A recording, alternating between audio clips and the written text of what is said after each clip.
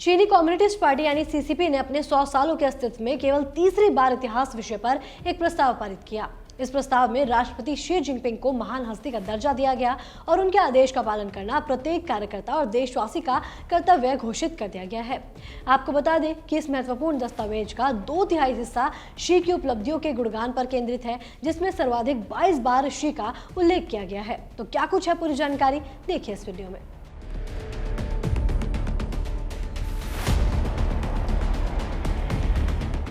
चीनी communist party यानी CCP ने अपने 100 सालों के अस्तित्व में केवल तीसरी बार इतिहास विषय पर एक प्रस्ताव पारित किया।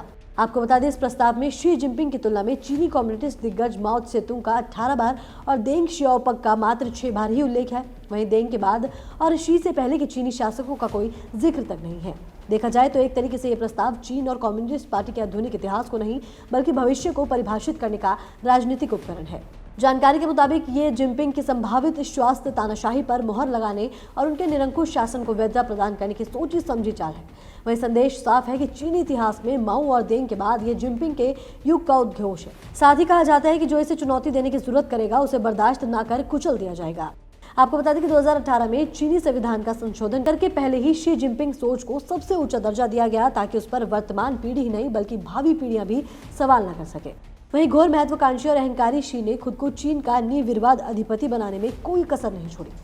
साथ ही 2012 से आज तक उनकी सभी नीतियां और रणनीतियां शक्ति संकेंद्रण और निजी स्तुति के ध्येय से बनाई गई हैं। आपको बता दें कि सत्ता की अपार भूख और सामाजिक नियंत्रण की असीम चाहत ही उनके प्रोत्साहन बद्ध है। जानकारी के मुताबिक चीन के हजारों सालों के इतिहास में लोकतांत्रिक शासन का कोई ठोस उदाहरण नहीं है। 1949 में कम्युनिस्ट क्रांति के बाद वहां आतताई तंत्र, साम्यवाद और मार्क्सवाद का चोला पहनकर कायम है।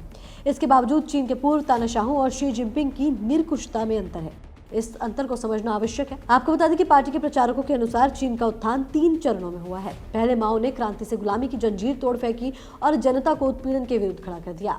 फिर देंग ने सुधारों के माध्यम से आर्थिक समृद्धि प्रदान की और अब शी आत्मविश्वास और दृढ़ संकल्प से देश को परम शक्तिशाली बना रहे हैं। इस वृत्तांत का तात्पर्य है कि चीन अपनी स्वाधीनता को बचाए रखने और जनता को करीब से उबारने जैसे रक्षात्मक कार्य पूरा कर चुका है और अब आक्रामक होकर विश्व में चीन के बल का प्रदर्शन और प्रयोग की बारी है।